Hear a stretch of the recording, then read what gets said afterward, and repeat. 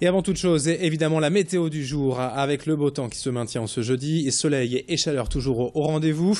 Des températures tout de même en baisse, 30 degrés pour les maximales, ça reste bien au-dessus des normales de saison. Et surtout, attention à cette tendance orageuse pour la fin de journée, peut-être même quelques averses dès cet après-midi. On ne manquera pas bien sûr d'en reparler avec la météo en détail après le journal. Et pour continuer bien sûr d'évoquer à la une de l'actualité aujourd'hui cette canicule, les explications d'un météorologue à suivre dans un instant. Cette chaleur cette semaine dans la région est tout à fait exceptionnelle, rappelons-le, avec des températures jusqu'à 15 degrés supérieures au normal de saison. Dans les faits, on profite des bienfaits d'un anticyclone centré sur la France ces jours-ci et de l'air chaud en provenance du sud, du Sahara précisément. Ici à Villeneuve d'Ascq, les prévisionnistes publient leur bulletin 2 fois par jour et sont en relation constante avec la préfecture et l'agence régionale de santé. Le Nord a déjà vécu d'autres vagues de chaleur de ce type ces dernières années, en 1976 et plus récemment en 2003 et 2006. C'est d'ailleurs en 2003 que le département a enregistré son record de température, à savoir 36,6 degrés. On s'en approche très sérieusement. Et on écoute les explications donc d'Éric Barbet, directeur adjoint de Météo France ici dans le Nord, au micro d'Idil Gunaï. La référence, c'est des températures supérieures à un seuil à la fois le jour et la nuit, et une durée d'au moins 3 jours.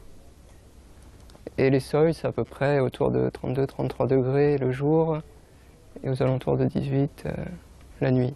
La situation va durer au moins jusqu'à la fin de la semaine, avec des pics de chaleur variables, et ensuite c'est assez difficile de dire, mais il est probable qu'elle se prolonge.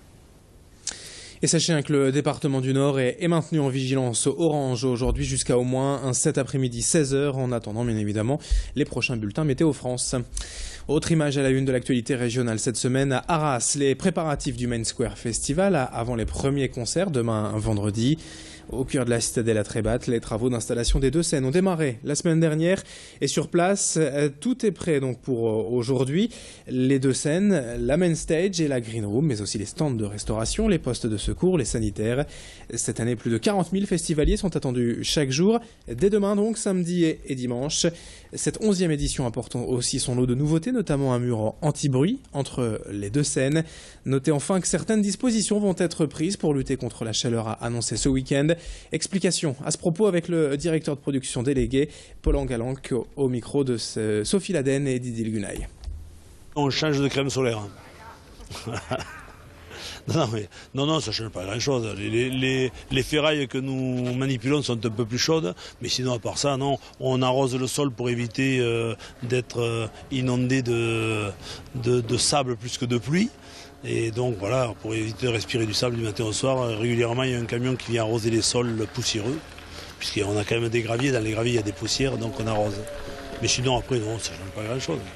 Nous, ce qu'on espère, c'est que ça tienne pour que le public puisse profiter de ces mêmes qualités de météo. En image, les travaux du Palais de la Bourse, le siège de la Chambre de commerce et d'industrie à Lille.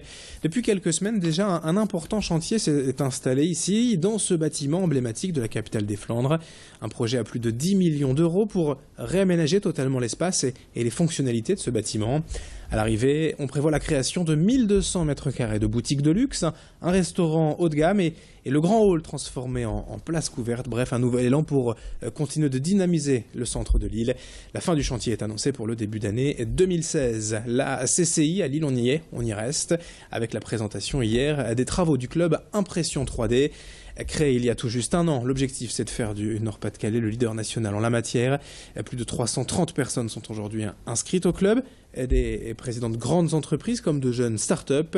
Une dizaine de conférences sont organisées chaque année et l'idée c'est de mettre en avant les talents de l'impression en 3D et conseiller les entreprises intéressées, innover ensemble pour se démarquer des autres régions, voire même des pays voisins. L'impression 3D se développe de plus en plus avec des machines sophistiquées réservées aux industries de pointe, mais aussi d'autres produits, d'autres petites imprimantes plus accessibles, notamment pour le grand public. Présentation et explication au micro de Xavier Silly, avec l'une des responsables du projet à la CCI. Ce n'est pas un effet de mode, on n'est pas dans le gadget, on est sur un vrai secteur, mais qui pour l'instant est en train de se structurer. Alors, Je pense qu'effectivement, c'est pas facile pour ces jeunes startups. Bon, on a des jeunes qui ont la foi, qui croient. Beaucoup sont des jeunes issus, sont sortis d'école. D'ailleurs, n'ont pas forcément travaillé à trouver un job dans des grands groupes, mais ont décidé de s'installer dans le domaine et de l'investir. Alors, c'est pas facile pour elles. Voilà, il faut bien le dire. Mais nous, on est là pour les soutenir, les mettre en réseau, leur permettre d'être connus, d'être reconnus, d'où d'ailleurs la création de l'annuaire des compétences en impression 3D. Ça, c'est un rôle extrêmement important que l'on doit avoir, c'est soutenir toutes ces jeunes entreprises qui se créent dans le domaine. Fin de cette édition, merci à vous de l'avoir suivi. Restez bien en notre compagnie, l'info continue en ce jeudi 2 juillet, météo et trafic à suivre dans un instant.